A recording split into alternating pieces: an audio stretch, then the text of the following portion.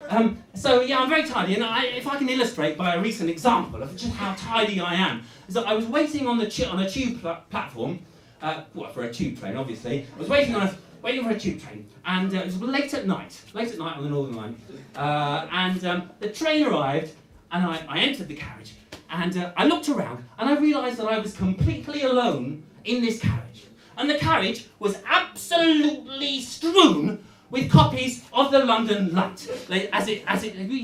We've all been in this experience, haven't we? Absolutely full of, just like thousands of copies of the London Light. Of course, if you don't know, the popular newspaper for celebrity tittle-tattle, major political events, incisively analysed in articles of 20 words or less.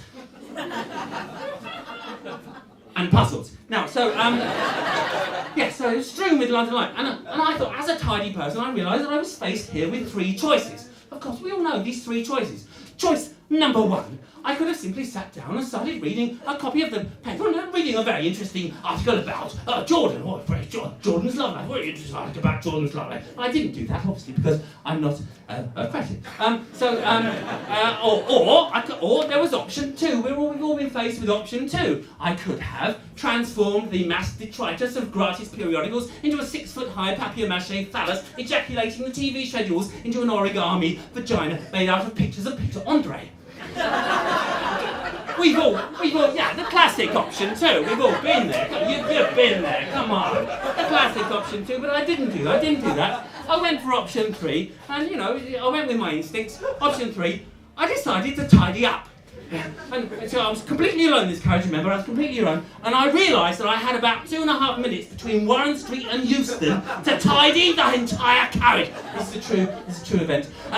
So I started picking up the papers, and folding them neatly, and then putting them in a pile on this one seat, and I was going around this, like a mad thing, going around this carriage and picking up the fucking London Light and putting them in a neat pile, and gradually the pile grew bigger as we drew towards Euston, and then as the train bowled into the station, this pile was like this big, and then I sat down next to it, and I waited for people to get on, to see if they noticed that I tied it up, and people got on, and they didn't notice. So that routine rather fizzles out without a punchline. I apologise for that, but the next one that does have a punchline, so that's fine. This is I'm going to leave you now with no, not right now, don't worry. With this. With the final thing about me that's very important, and it goes with the tidiness really. I'm very into politeness. Now, can we give me a polite cheer if you're a fan of politeness? Any politeness fans in? Yes. Thank you. That's a very polite cheer. Thank you very much. Yes. No, I'm a huge fan of politeness. Huge fan. And in fact, to be honest with you, sometimes I'm such a fan of politeness it gets me into trouble. It does.